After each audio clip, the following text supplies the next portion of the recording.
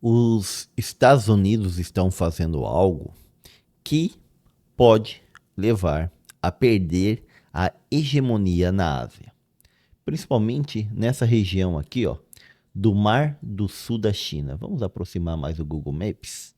Olha aqui, essa região aqui, ó, Mar do Sul da China, é uma região bastante disputada entre as Chinas e esses outros países aqui em volta, Vietnã, Camboja, aqui ó, Taiwan, que a China quer tomar, entende? Filipinas. E aí, o que que acontece?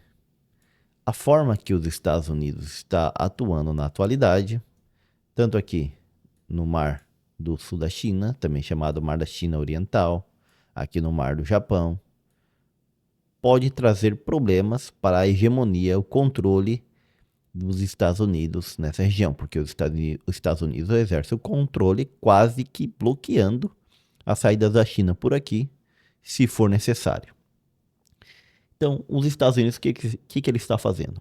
Ele está, através dessas medidas do Trump, aumentando a cobrança de impostos ou tarifas, conhecido no Brasil também como tarifaço, sobre esses países aqui, ó. Japão, um super aliado dos Estados Unidos ali nessa região. Ele tacou o imposto de quanto? De 15%. Cadê aqui meu resumo? Ó. O imposto, ao final, ficou um imposto para o Japão de 15%. Beleza. Tá aqui, Japão. Aí aqui, Coreia do Sul. Problema com Coreia do Norte. E ó, tem uma costa toda voltada para essa região aqui da China, que chama de mar, como que é o nome do mar? Mar Amarelo. Ó, vários portos chineses aqui. Realmente, ele pode ter um controle muito grande nessa região. Beleza. O Mar Amarelo. Vamos ver quanto eles receberam de impostos? 15% também. Inicialmente, 25%, 15%. O Japão, inicialmente, 35%, tomou um 15%. Depois, tem um aliado ocidental muito forte aqui, que tomou 10%. Que país é esse? Austrália. Super aliado dos americanos na região. E aí o que que ele faz à medida que ele faz isso? Ele pega, ele dificulta as vendas desses países para os Estados Unidos, as exportações. Logo, isso vai fazer com que eles vendam menos e tenham uma menor entrada de receita para o seu país. Ao mesmo tempo, ele está pressionando esses países para que gastem mais em defesa. Olha aqui o Japão, ele quer que o Japão passe de gastar 2% do PIB para 3,1% do PIB e depois que alcançar isso, redobre a meta a 5% do PIB.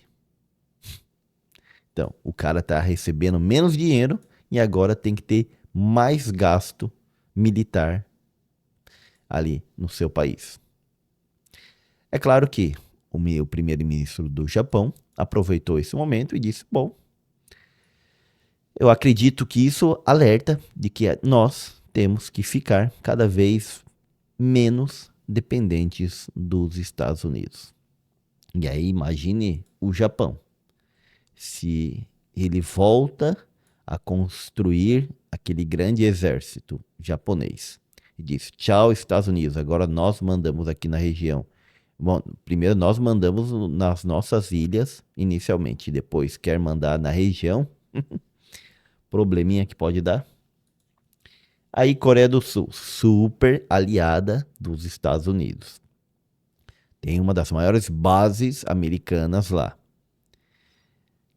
Com isso, o que que eles disseram? Disseram o seguinte: o o Trump está traindo a confiança dos seus aliados.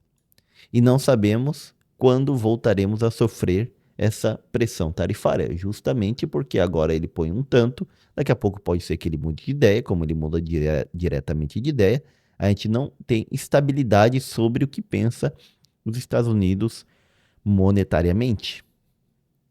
Até porque foi uma das questões com que a União Europeia resolveu assinar o acordo de 15% de impostos sobre as suas exportações para os Estados Unidos, uma das questões foi que ela tenta a estabilidade. Nas palavras da presidenta lá da União Europeia, a Ursula von der Leyen, ela diz que, bom, com isso, eles esperam alcançar estabilidade econômica, comercial entre a União Europeia e os Estados Unidos. Essa é a dificuldade e isso que estão vendo os aliados dos Estados Unidos também. Olha aqui, ó, Taiwan. Taiwan, essa ilhazinha aqui, que a China diz que ela não é um outro país, ela não pode ser outro país, ela quebra relações com qualquer país que aceite a autonomia, melhor dizendo, que qualquer país que reconheça a Taiwan como um país independente da China, a China vai lá e quebra relações e ela pretende, em algum momento, tomar novamente esse território. Muito bem. O que ela fez para continuar mantendo a ajuda e o apoio dos Estados Unidos? Ela desenvolveu uma tecnologia que é muito precisa, muito necessária para todo mundo, para a China e para os Estados Unidos, que são os microchips mais avançados que temos. Não existe local no mundo que consiga produzir isso, e quem faz isso é uma empresa chamada TMC. Bom, com a pressão do Trump em 2016 e com Biden continuando essa pressão a partir do seu mandato, ela foi levada a investir nos Estados Unidos. E ela investiu 100 bilhões de dólares. 100 bilhões de dólares. É muito dinheiro.